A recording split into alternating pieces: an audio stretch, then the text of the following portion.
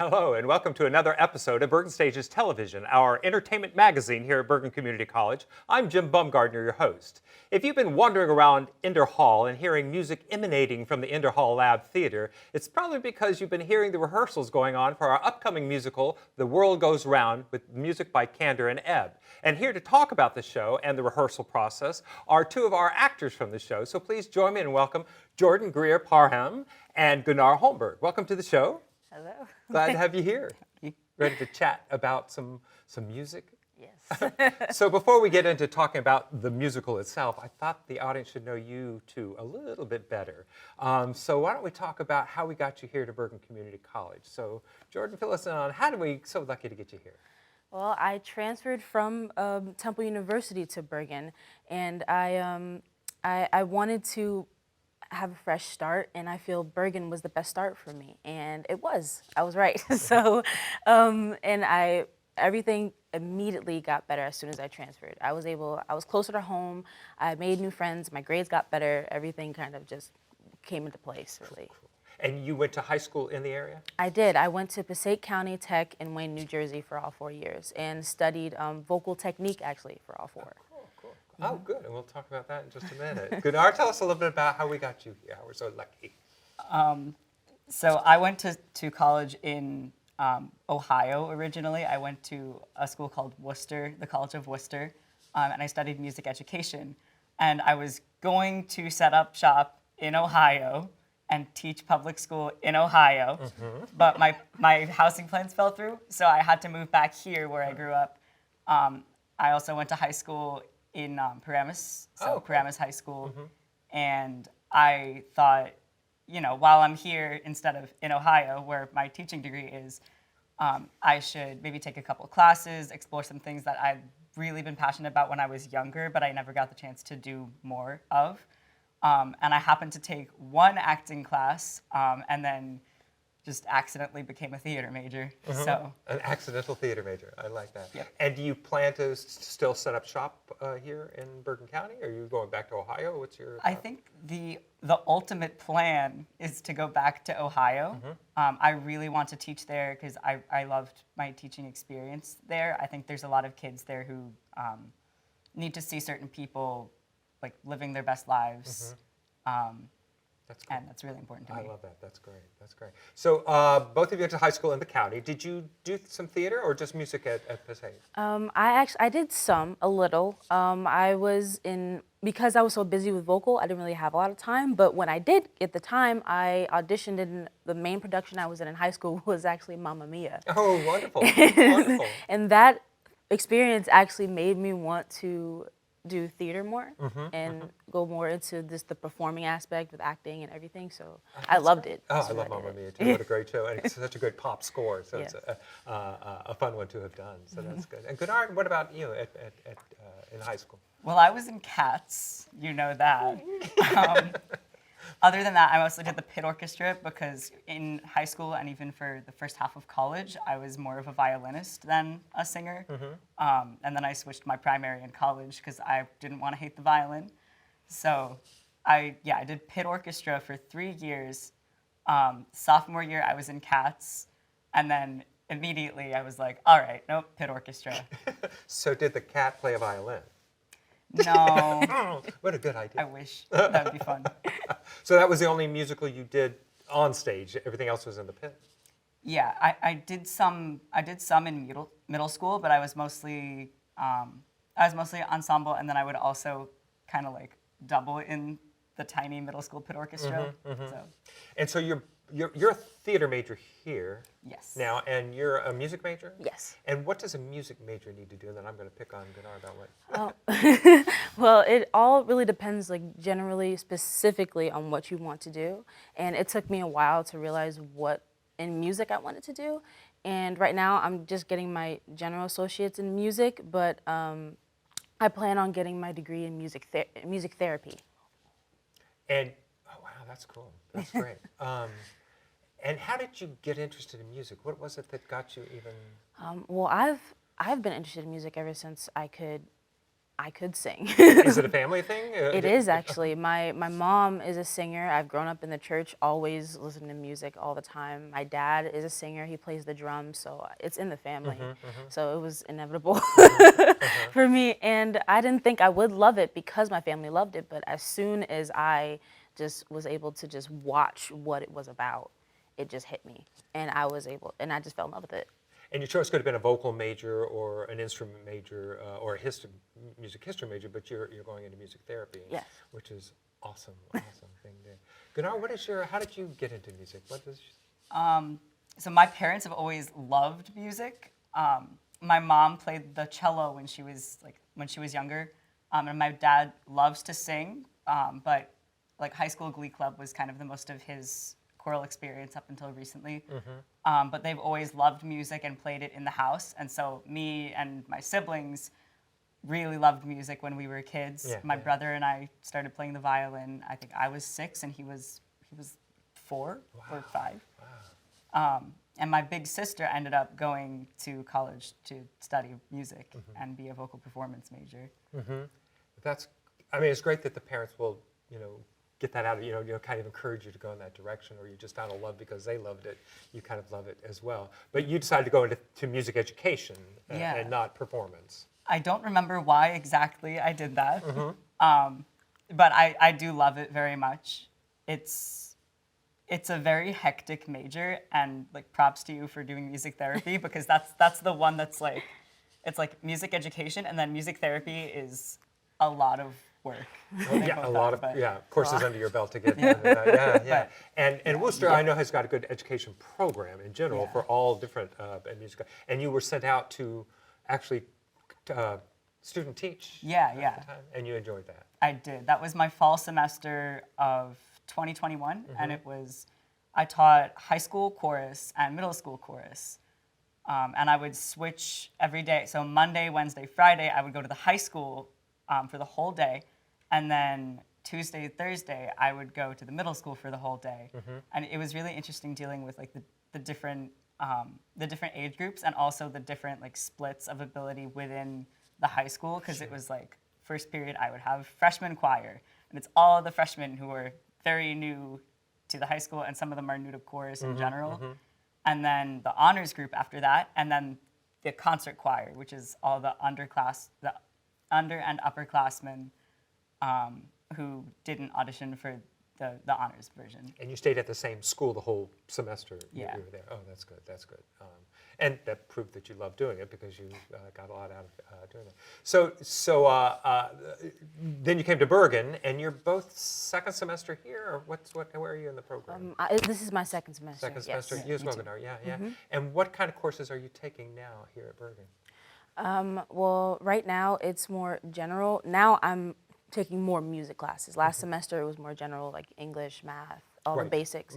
I'm still taking algebra, still math, and my writing classes, both with EBS and my other writing class. But mainly it's music actually this semester. Like I'm taking careers in music. I'm taking ear training and musicianship. Oh, nice. Oh, So, good. yeah. These are all courses you did, got under the belt? Didn't do ear training. Oh, really? It was like part of the music theory classes was just like, you better train your ear. We would get all these files and we'd have to listen to them, be able to like differentiate between different chords or like different intervals, that kind of thing. Sure. But then also be able to sight sing. We had like a whole sight singing book. I have that too. And you just had to... Yeah, it was just like a little book like that big of just like full of just melodies of like varying difficulty, like based on the theory concepts you're learning at the time, and you'd have to just go to the practice rooms and just plonk it out. Oh, I see. Oh, cool. Eventually be able to do it just singing. So that's what you're doing, huh? That's great. And what are you taking, Gunnar, now that you're a theater major? So last semester I took one acting course and a bunch of language courses, because I think languages are really cool. Which languages are you taking? Well, last semester it was ASL and Just Chinese. American Sign Language. Yeah.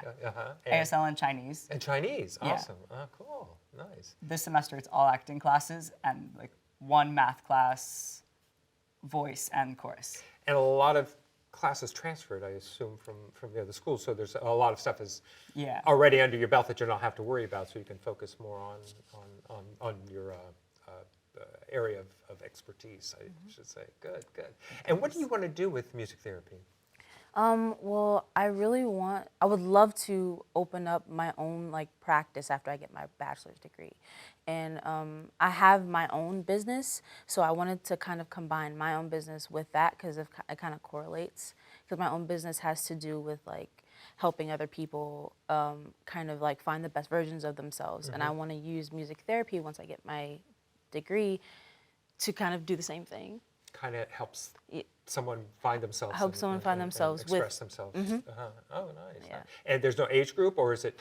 It's kind of general. I don't have an age group right now, but I'm thinking anyone really. Oh, cool. As young as they can be, as old as they can be, because when it comes to music, I feel like you really there's no age limit. True, true. So. And where do you think you would continue this your education? Because I don't know music therapy places. It's actually very, I wouldn't say rare, but it does narrow down when you look for certain schools with music therapy.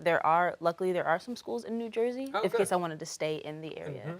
Like Montclair is good. one. Good, yeah. I know they have a great music program. I did They know do, and I music didn't therapy, know so until good. I found out. Oh, I looked nice, up. nice. Oh, good, good. Yeah, so that's one. Rowan University, that's one in New Jersey, and there's actually I didn't know there's actually like 2 schools in like Nashville that have it, because Nashville being like the music city makes sense, and I didn't figure. I was like, maybe there's a school or 2 in Nashville, and I was right. Well, that's cool. That's good. So you kind of got that a little bit mapped out, knowing that you got the choices there. And Goodhart, do you think you'll do anything with theater, or do you think that just kind of will incorporate into your teaching? At this point, I have no idea. It was sort of when I was younger, I loved theater. I loved doing it, but I wasn't comfortable in the roles that I was given. So I stopped, and because I thought it was just acting isn't right for me. I don't want to do this. It turns out there was some other stuff going on that, now that I think about it, makes a lot of sense. So this is kind of me giving it an actual try, seeing if it is right for me. If it's not, then that's fine. But it's something that I can add to the skills I would apply to music education. Because a lot of the time, if you're the chorus director, they're going to ask You're in charge of the musical. You're the musical guy now. And it was great to have you on stage because we had you in the Crucible this year. So we did see you perform in a non-musical, which gave you the opportunity to get your acting chops all warmed up there too.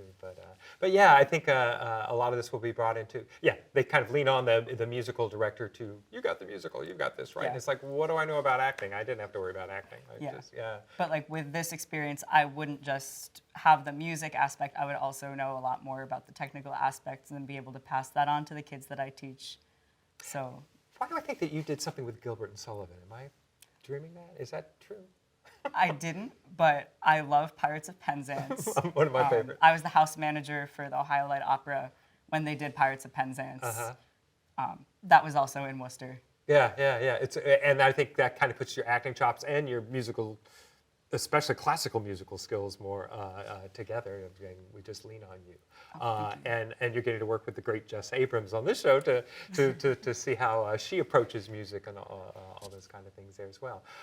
So we're going to talk a little bit about the musical coming up after the break. But I just want to say, how is the audition for you guys getting into this musical that you're in? Well, for me, when it comes to auditioning in general, for me, I'm always nervous. But I feel when it comes to music, it's a little easier for me. I feel more comfortable. You got this, yeah.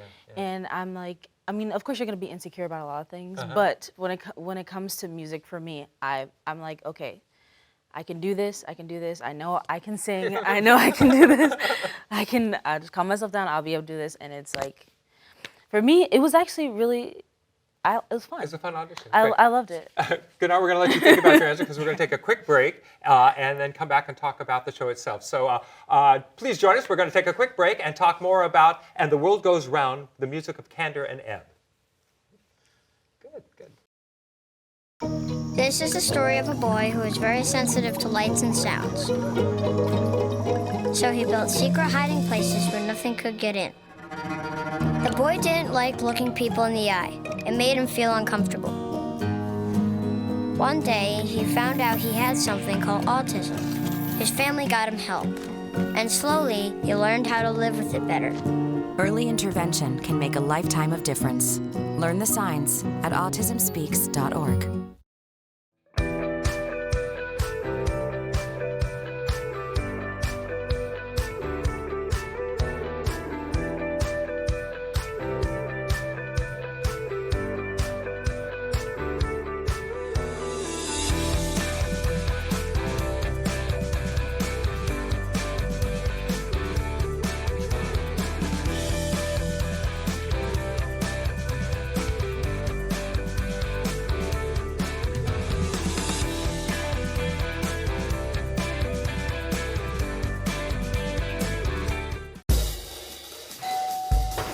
Hello. Hi, I'm from Blue Hood Stone Barns. We brought a meal for you, and I'm here to serve it to you. Okay, great. Come in.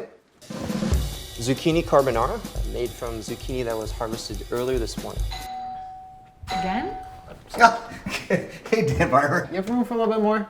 Come on in. Brochettes with sausage. So when we made that zucchini carbonara, you know, they're the end pieces of the zucchini, and they're the cores that we cut away, not to mention zucchini flour. Usually those get thrown out. We use them to create an entire second dish. Does that, oh. Again? I'm here to bring you your third course. It's the vines from your zucchini. We'll have a little zucchini stem pasta. A different experience of zucchini. When we start to think differently about our food, we can get a lot more out of it. This is delicious. What do you think we can make out of this? 40% of food in America is never eaten. Cook it, store it, share it. Visit savethefood.com. Hello and welcome back to Bergenstages Television. We are so lucky to have in our studio today Jordan Greer Parham and Gunnar Holmberg to talk to us about the upcoming musical And the World Goes Round, the music of Kander and Ebb. And before the break, you were telling us about the audition, Jordan. So Gunnar, how was the audition for you? It was very fun. It was a little more casual than I expected. I'm always also very nervous when I go to audition for things. But kind of like what you said, when it's music, I'm a little more comfortable with it because theater is not something I'm very experienced in, but music is. So I can kind of lean on, like, I know the pitches, I know the rhythm, I can play with that a little bit, but generally I'm gonna be, like, I know I'm gonna hit that. Isn't that interesting? And really, singing the song is just a monologue. Yeah. With music, but we don't think about that as a music. No, I'm just going to sing it. It's like, no, you're actually doing a lot of acting going on there. Plus, you're having to throw in all this singing. So, and you guys did awesome at the audition. Obviously, you're in the show, and but you did a terrific job. But I think between Jess Abrams, who's our musical director, and myself, we've been on the other side of it and going, we got to make this comfortable. We don't want it, and we want you to be good.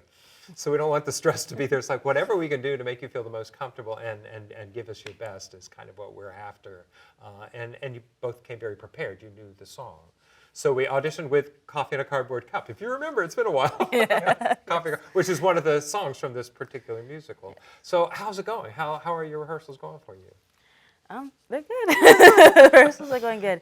This is my first time like really in like a production where I have like main parts in the production. So I'm like, since I'm constantly in everything, I'm like, okay, so I'm doing the choreography, I'm doing most of the music in the ensembles, like parts where I would have my solo song, so I'm in everything. So I love it. I think the rehearsals are going really well. Good. Good. Are you here? Yeah. You're shaking your head? I'm like very similar. My favorite pieces that we're doing are probably the group numbers because everyone gets to like interact with each other and react off of each other, versus the solo numbers, which are also fun, but it's like I don't have anyone to like, to play off of.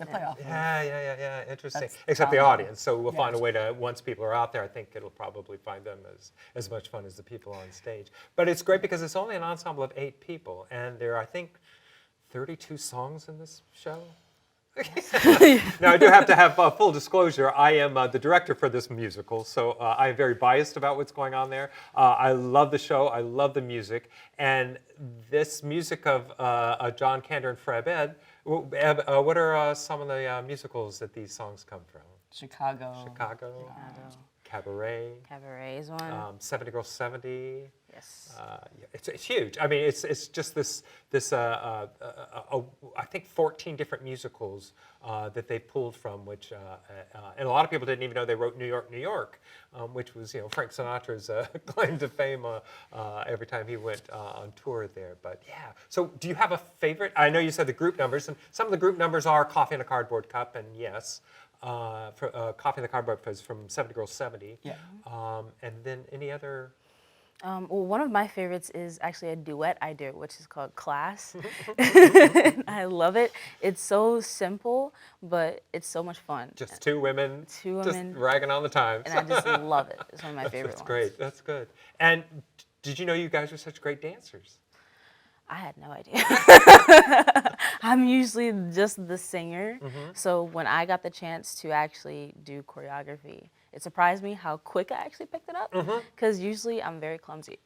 So I was actually happy with myself that I was able to actually do it well. Great. Yeah. I don't think I knew how much choreography was going to be in the show. But once you as an ensemble were picking it up, went, well, this is good. We can do more. We can do more. And so I think that's kind of the thing that energized me as a director, seeing that we've got such great, talented, professional cast. I mean, come in, do the work, ready to do it, do homework, ready to get back to work, which is kind of fun. And you're doing some Fosse.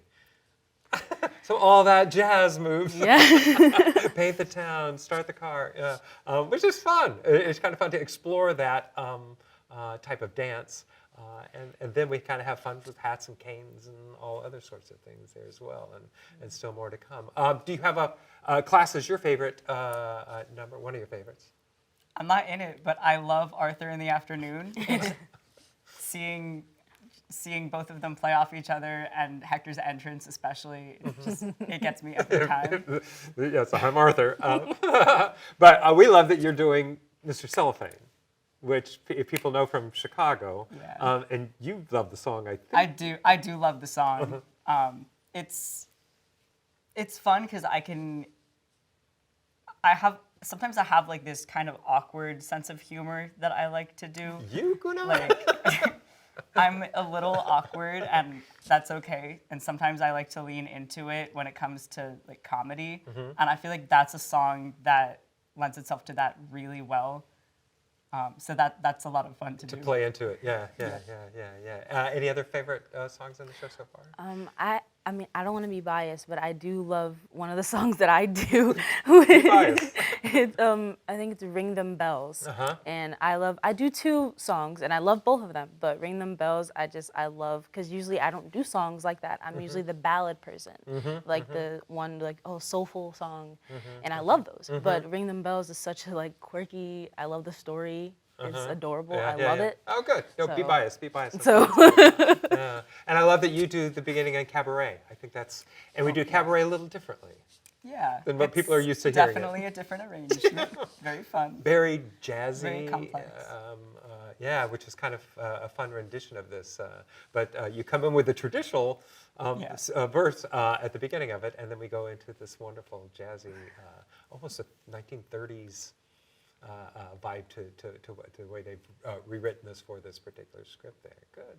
And again, we do choreography, a lot of little costume things. I think the idea behind the show, and I think you guys are making it really work for me, was to take the actors are in a storm outside, and they all kind of venture into this place that ends up being an empty, vacant theater, and it becomes a playground for them.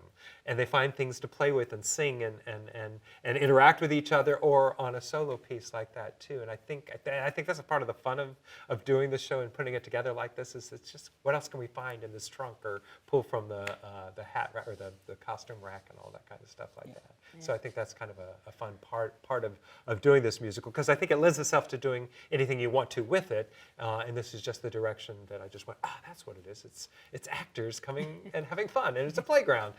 Which I think in acting class, we're used to playgrounds and being able to just kind of do all those sort of things. So this is kind of gives you permission to find things with it there. So we're in the rehearsal process. So you're learning choreography, learning a lot of music. Like I said, there's a lot, and Jess is so great at just this, don't leave until you've got it. And is there rehearsal? What do you do at home? Do you leave a go, or do you find your So I have a working on? piano at home, Oh, like just okay. a little upright one in the living room, and sometimes I'll just, if there's a certain part that I didn't get, or even if I just want to review a whole song, I'll just take the book, take my binder, plop it down, and plunk it out on the piano Oh, cool. until I have it down.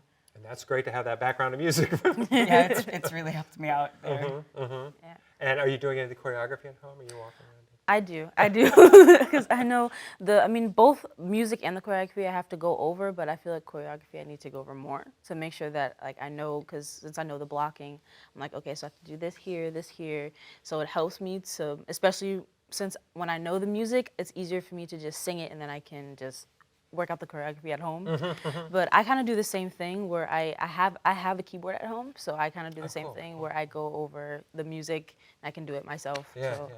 And this is a musical that you can't hide behind anybody. You know, No. you're 8 people and you're out there showing, and there's like, you can't fake it. And I think that's, you know, such a great learning to say, I got to learn this, I got to do this. I can't, in a big chorus where you're like 30 in the chorus, you know, oh, I don't know the lyric, I'll just, you know, mouth it behind somebody's head. But this is, you're kind of exposed, which is great, makes you say, well, then I better go home and do some homework. Some will say, you know what, I'll wait till, you know, the next rehearsal and then I'll look at it again. But it's like, nah, that doesn't work for this particular show there. So we've got Marie Natali, the famous Marie Natali, doing costumes and giving you bits and pieces to a lot of accessories to play with. Costumes are great. Yes. Yeah, and accessories, hats and gloves and all sorts of things for this particular show. Tom O'Neill is our scenic designer. So like we're saying, it's an old vacant theater, so it's going to have that feeling with theater posters from all these shows all over the place on the stage there as well. We've got Dan Conrad having to get all these props and things coming in there, baby carriages and things like that, canes for the particular number. So we've got all these people together. And then you haven't met Dean Matson yet. Dean is our sound designer, which of course we want to mic it because we have a full pit, and singing over a full pit, just, you know, trying to do it without mics can be very difficult. Some people can't get the volume up there. So so you'll meet him and start working on mics and all that kind of stuff. So this is kind of that process that you're heading toward the ending there, which would be opening on February 17th in Live Theater. So what are your plans to work on in the next leading up to opening night? What do you feel is your motivation to get to opening night, or what's motivating you? I guess what's motivating me is that I want to do well. That's my main. I mean, I know it's like everybody. Everyone wants to make sure that opening night is like, okay, everybody's on mark. Everybody is on where they need to be. Everybody knows all their words and lines to every song that we do.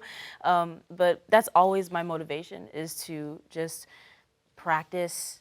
And though of course, you know, practice makes perfect, but I just want to make sure that like I put on a good show. Like this is the first show I'm going to be in since I'm in high school. Cool. And I love the show. I love the music in the show, and I just want to do it justice. Good. So. Oh, nice. I like that idea. Yeah. Anything you're heading for the finale here? Yeah, kind of similar again. I'm so sorry, I'm just stealing all of your answers. This is the first show that I've been in since high school, and it's also the first show that I've had the chance to do as like a baritone or having a low voice. So that means a lot to me, because I'm playing this role and I'm exposed in front of a whole bunch of people singing this voice part. This voice part, which is... So that's really a challenge. exciting. It's fun, for me. and you're working on it, and it sounds great. And the one person I forgot to thank was you haven't met is Jared Saltzman doing this incredible lighting for the show, and I think lighting will be so fundamental to the set. So you'll see how that goes on there too. Guys, I can't believe our time is up. We open February 17th in the Inter-Hall Lab Theater. It will run for 3 weekends. Unlike our regular shows, only 2 weekends. We're 3 weekends in the Inter-Hall Lab Theater. It's a small, intimate theater, seats 96. So get your tickets soon at tickets.bergen.edu.